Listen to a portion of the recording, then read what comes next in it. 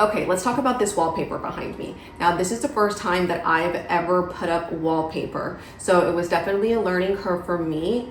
It feels really durable. I didn't quite get the seams right, so if you look closely, you can see a seam here, and you can also see a seam right here. So I'm sure if you have a little bit more experience than I do, you can lay this in a way that it's gonna look better. But overall, the vibe that I was going for was that concrete kind of industrial look, and it definitely has that.